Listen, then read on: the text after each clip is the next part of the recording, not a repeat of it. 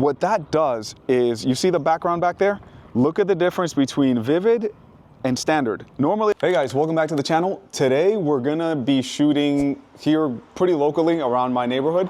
One thing that I wanted to do with this video is kind of show you guys, and we've done something like this before where I shot with one of my neighbors. He's a professional cyclist, and we did some photos up at the top of the hill. And it's basically a very simple way of how we shoot, which is underexposing that background and then using flash in order to make your subject stand out of the scene. We're gonna be shooting right now, which is close to sunset, because that's when ideally you would want to be shooting anyway. And also because close to sunset, you're not going to be needing as much flash power. So today we're actually going to be using a very economical, very low budget flash, which is the Godox TT600. It's actually one of the flashes that one of our assistants just got. It's the one that I recommended. So yeah, we're going to be using a very economical flash. I want to show you guys you don't need a super powerful flash. In a previous video, I posted why I'm selling my Godox AD400. And it's because of the, it's just enormous. And generally speaking, if you're shooting close to sunset, you don't need it. So right now we're gonna use a very, very small TT600 flash with an X Pro trigger. And we're gonna go to the top of the hill and capture a cool sunset, get a cool portrait, and show you guys how we do it. All right, so right now we're finding this little area because it was way too crowded up top. But essentially, you know, the breakdown is gonna be exactly the same. We're gonna underexpose for the background. So we want our background to be darker. The way that we do that is we start with our ISO, which essentially you want your ISO to be as low as possible. So we're gonna go with ISO 100 to start with. We're gonna go with our shutter speed as high as it lets us natively, which on the camera that Alexis is using, it's not 2/50th of a second, which is normally what most cameras do. On his, from what he told me, it's 1/160th of a second, which means we're gonna have to raise our f-stop in order to darken out the background.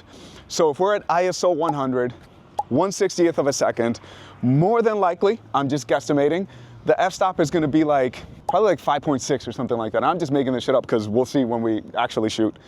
And what we wanna do is we wanna make that background darker, make our subject pop. Our subject today is gonna be John Chris. Yeah, let's get to it. So right now what we're doing is playing with a very new flash.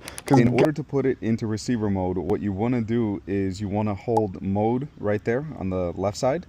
And then once that little thing is blinking, you're gonna rotate the wheel until you go to S right there. That is gonna tell you that it's gonna be on receiver mode. I have it on channel 5 and group A. And obviously, if you wanna change the group, you're just gonna hit GR right there. And if you wanna change the channel, it's as simple as holding that one, and then you can rotate here. So once you do that, you're going to be in receiver mode, and your flash is going to go off when you press the trigger, and you can adjust the power obviously from the trigger to this, as long as you're in the correct channel and correct group. So one thing that you want to be adamant about, I learned this years and years ago, is if you're setting up your flash, you want to put it so this handle right here, this one, is always on the right side. I don't know if I've ever taught you guys that actually. If you're right-handed. No, you just want it on the right. Really? Anyway, or if you have an umbrella, the flash will aim to the center. If you have it the other way, it would be at a different angle. So yeah, this is always on the right side. Another thing is, this comes with the TT600, but don't use it. It will break. So when we're done with today's shoot, Alexis, I'm gonna give you a different mount so you can use a different one. Use this if you're in a pinch, like we are right now, because we didn't bring the other one, but this is not what you wanna use, because it will break. So we're gonna give Alexis a 35 to 150, because we wanna get a little bit more compression. So what we want to do is we want to be as zoomed in as possible in order to get more blur out of the background. So right now we will probably be able to shoot pretty shallow with our depth of field because it's later in the day. In the middle of the day, you would be shooting at f11 or whatever to underexpose for that background. Right now it's a little dark, so you don't need to. You're going to be shooting probably close to 2.8, to be honest, at this point. Since we got here, it actually changed quite a bit. It's John Chris. What we're going to do is have you stand right here.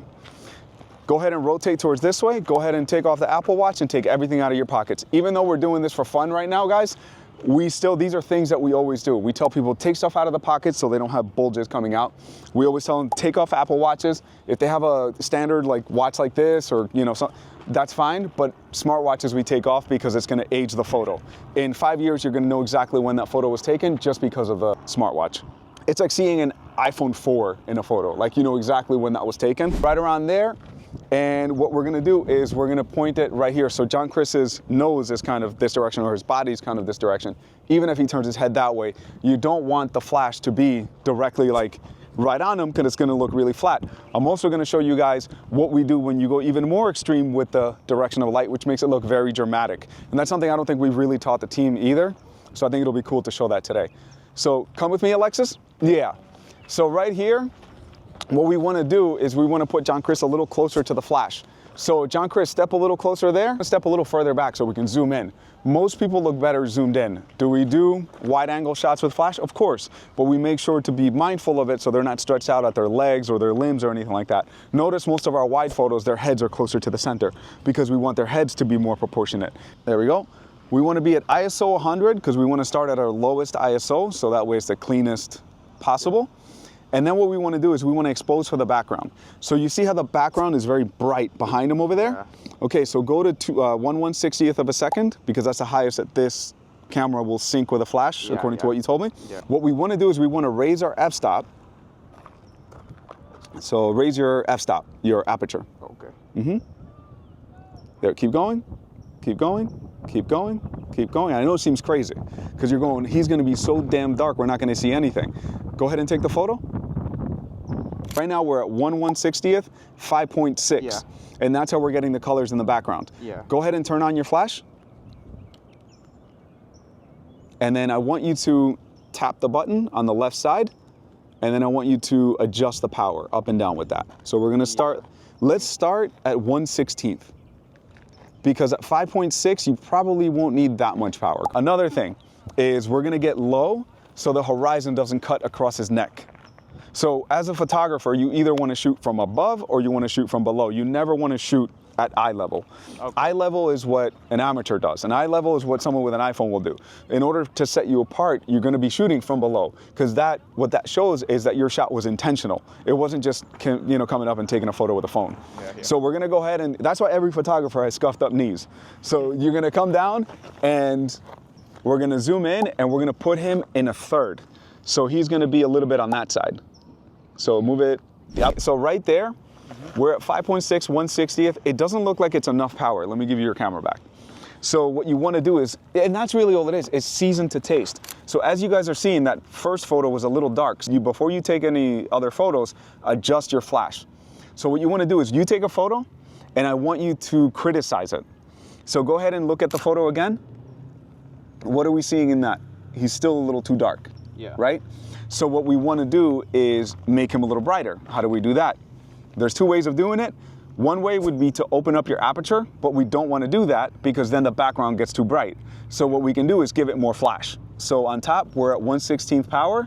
You're going to hit that little corner button to tell it that's the channel that I want to change. And we're going to go up to 1/8. So we're going to go from 1/16th to 1/8. Yeah. Go ahead and try that. And one thing I would do is shut your camera from shooting multiple shots. So do it so it only takes one. The reason for that is, let's say you were shooting at full power. If you went like that, you can burn out your flash because it'll go full power. It doesn't give it enough time to recycle, and you're going to overheat it. So just do one shot at a time when you do flash, especially when you're at high power. And one thing that I always do is I tell people, okay, I'm going to count 1, 2, 3, click. Ready? 1, 2, 3, click. I'm not really counting for them. I'm really counting so my flash gets a break. Okay. Yeah, go for it. Put him in a third right there, so turn it. If I put the flash on this corner, I did it so I can hide that area. So if I were shooting a full length, I can get all of him without getting the flash in the frame. Okay. Yeah. That looks better. Yeah. You see how he looks brighter and he doesn't look as, you see how that one looks darker and that one he looks like he has a little bit more life. One thing, another shot that you can do is I always tell them, John Chris, let me have you look towards the flash. Not at the flash, because it's going to blind you. So make sure you're looking towards that direction, but not directly at the flash. And what this is going to do when you take the photo is it's going to fill in his face a lot more because he's looking towards the direction of the flash. So go ahead and take the photo again. Same exact composition. There we go. Now look at that one versus the one previous to that. Oh yeah. See, there's a shadow on one side. We could go a little more flat with the light, but I think it creates more depth by having it fill in from the side. Because if you're shooting with the flash and it's more direct, go ahead and take a photo, stay exactly where you are. It's gonna look very like on-camera flash, essentially. So go ahead and take the photo one more time, and this is a lot more flat. Let me see what it looks like. Yeah, it's very flat versus the one where the flash was to the side, where it looks a little bit more dynamic, in my opinion. Yeah. The reason that we shoot with off-camera flash is to make it look like we're shooting with off-camera flash. If we're shooting with off-camera flash, we want to be able to manipulate where the light is coming from in order to shape our subject.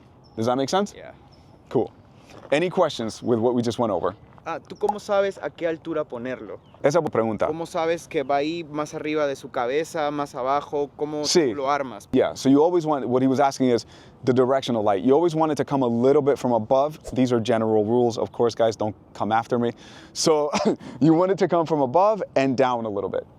Because if you shoot it from below, it's gonna look like a horror film. If you shoot it more like directly on, it's gonna look a little flat. Could we have gone a little higher with this one today? Yes, but the light stand didn't allow us to go a little higher because that one little piece is jammed. But yeah, you want it to come a little bit from above and down towards him. Okay. Yeah. Cool? Yeah. Exacto. Yeah. Okay, so right now it's a little bit darker because the sunset got away from us, but we're gonna get a little bit more color out of the background. There's gonna be two ways to do that. One, by adding flash, just like how I explained to you guys. Another thing that I always do is I have a little like shortcut on my camera where I put it to vivid. And what vivid does, you see how much more punchy it looks when I change it to vivid? What that does is, you see the background back there? Look at the difference between vivid and standard. Normally I shoot it in standard, and if I show our couples, it looks a lot softer, it looks a lot less contrasty, and it looks nice. When I put it into vivid, I do that on purpose because I want that background to look really punchy, which is closer to what they're gonna get when we edit it. So I do that because we're shooting raw, it doesn't really matter, it doesn't really affect it, but it's almost just to give our couples a preview of what their photos are gonna look like once we edit it. Because the ones that we use flash on, we always go a little bit more contrasty. The ones that we don't use flash on, we go more neutral. And that's why I have those two settings right next to each other. 3. So even after the sun goes down, you can get a lot of color out of the background. So don't think just because you missed the sunset, you're not gonna get colors. Like right there, you can see a lot of color out of the background. John Chris, stand exactly how you are. Just turn your head to your left. So just kind of looking, actually rotate your body a little more. Right there. Let me see how that looks.